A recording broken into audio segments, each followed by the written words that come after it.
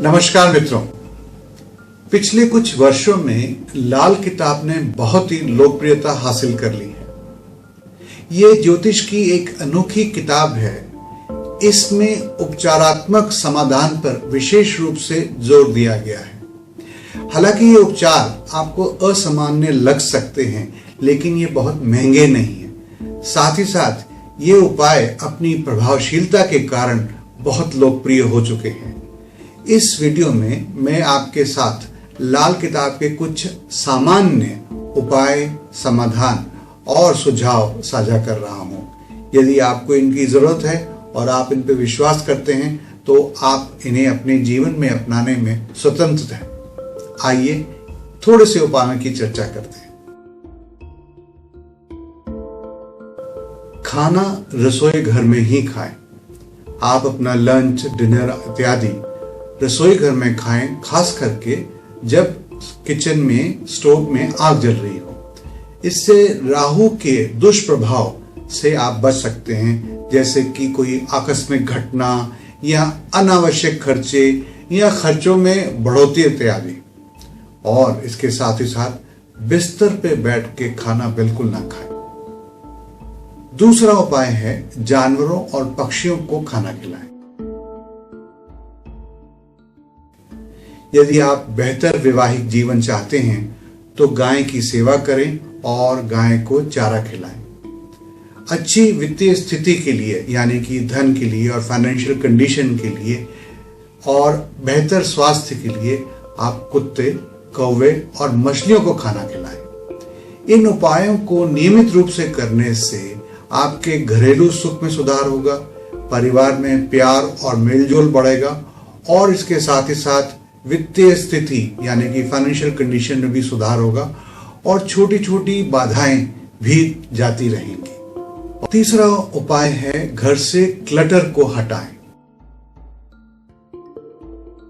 यह उपाय राहु के बुरे प्रभावों को हटाने के लिए बहुत ही अचूक है। जो भी वस्तुएं आपके घर में हैं, खास करके इलेक्ट्रॉनिक और इलेक्ट्रिकल आइटम्स जैसे कि गीजर, पुराना लैपटॉप, घड़ियां, wall clock, table clock, computers, mobile phones वगैरह, अगर इसे आप बहुत समय से इस्तेमाल नहीं कर रहे हैं, क्योंकि अगर आपका मन हट गया है, आपके पास बेटर मॉडल आ गया है या ये काम नहीं कर रहे हैं, तो मेरा सुझाव है कि इन्हें आप फौरन हटा दें। इनको हटाने के कई तरीके हैं। इसे फेंक सकते हैं, इसे बेच सकते हैं या इसे आप ठीक करवा के किसी को गिफ्ट कर सकते हैं। आपका घर और ऑफिस हमेशा साफ सुथरा होना चाहिए और चीजों को भी बड़े तरतीब से, बड़े ही व्यवस्थित तरीके से आपको अपने घर ऑफिस में रखना चाहिए। इससे जरूर लाभ मिलेगा। चौथा सुझाव है कि बड़ों का सम्मान करें और उनसे कुछ सीखें। यदि आप अपने जीवन में जो भी परिस्थितियां हैं उसमें सुधार चाहते हैं और बुरी परिस्थितियों को हटाना चाहते हैं, और अगर आप एक विद्यार्थी हैं, इसमें भी आप अच्छा विद्या पाना चाहते हैं, तो हमेशा माता पिता, दादा दादी, नाना नानी और घर के सभी बड़ों का और आप आस पड़ोस में बड़ों का भी आप जरूर सम्मान करें। आप अगर एक अच्छा लीडर भी बनना चाहते हैं तो उसके लिए भी अपने शिक्षकों, गुरुओं और संतों को सम्मान दें और उनका आशीर्वाद प्राप्त करें। इसके साथ ही साथ कभी भी बड़ों का मजाक ना बनाएं। इससे बृहस्पति खुश होंगे और जो भी आप काम कर रहे हैं उसमें कई गुना वृद्धि होगी।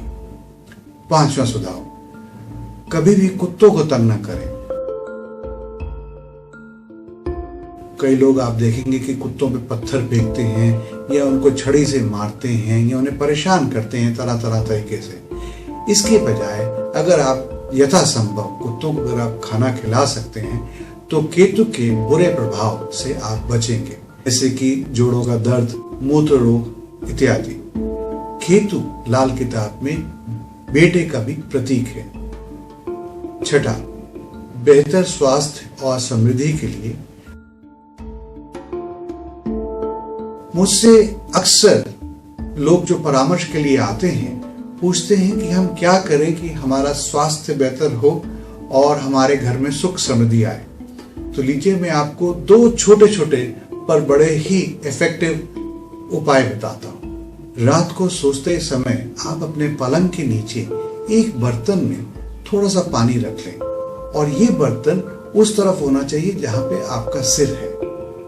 सुबह उठ के इस जल को आप किसी पेड़ या पौधे में डाल दें। यह उपाय करने से स्वास्थ्य में सुधार होता है। मानसिक तनाव और विवाद आदि को दूर करने के लिए ये बहुत ही प्रभावशाली है। दूसरा छोटा सा उपाय है कि खाना खाते समय जैसे कि लंच और डिनर आप चांदी के बर्तनों का प्रयोग करें तो इससे बहुत लाभ होगा। यदि लाल किताब का ठीक से अध्ययन नहीं किया गया है तो इसके उपाय कई बार उल्टे पड़ सकते हैं या उनका प्रभाव नहीं हो सकता। इसलिए जरूरी है कि एक अच्छे एस्ट्रोलॉजर के पास जाके ही आप लाल किताब के सुझाव अपनाएं। यदि लाल किताब के उपायों का आपको कोई फायदा नहीं हो रहा है बल्कि नुकसान हो रहा है तो तुरंत इन उपायों को आप रोक दें। तो मित्रों, मैं आशा करता हूं कि मेरे द्वारा बताए गए इन लाल किताबों के सुझावों को आप अपनाएंगे और अपने जीवन में सुख समृद्धि खुशहाली लाएंगे।